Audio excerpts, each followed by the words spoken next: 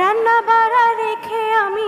ঢাকায় সিনেমার জনপ্রিয় চিত্রনায়িকা দিলারা হানিফ পূর্ণিমা দীর্ঘ 2 দশকেরও বেশি সময় ধরে রূপালী পর্দায় নিজের রাজত্ব ধরে রেখেছেন।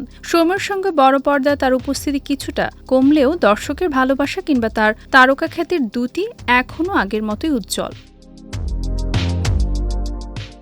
সম্প্রতি মুক্তি পেয়েছে তার অভিনীত সিনেমা আহারে জীবন। চলচ্চিত্রের পাশাপাশি ক্যারিয়ারের বিভিন্ন সময়ে নাটক, টেলিফিল্ম এবং ওটিটি প্ল্যাটফর্মেও দক্ষতার স্বাক্ষর রেখেছেন তিনি। তবে দীর্ঘ এই পথ চলায় সফলতার পাশাপাশি তাকে শুনতে হয়েছে নানা ধরনের মন্তব্য ও সমালোচনাও।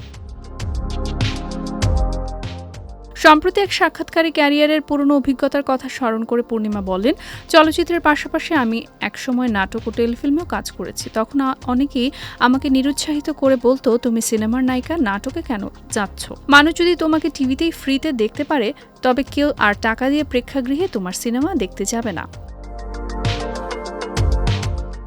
এই মন্তব্যগুলোর প্রসঙ্গে তিনি জানান, কাজের ক্ষেত্র নিয়ে কখনো সংকীর্ণ ভাবনায় বিশ্বাসী ছিলেন না। তার কাছে অভিনয়ই প্রধান।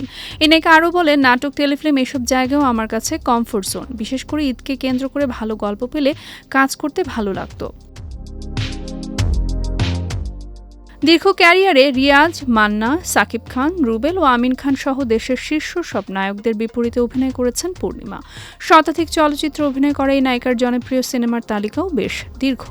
অভিনয়ের স্বীকৃতিস্বরূপ তিনি পেয়েছেন সম্মানজনক জাতীয় চলচ্চিত্র পুরস্কারও, যা তার বর্ণাঢ্য ক্যারিয়ারের অন্যতম বড় স্বীকৃতি হিসেবে বিবেচিত।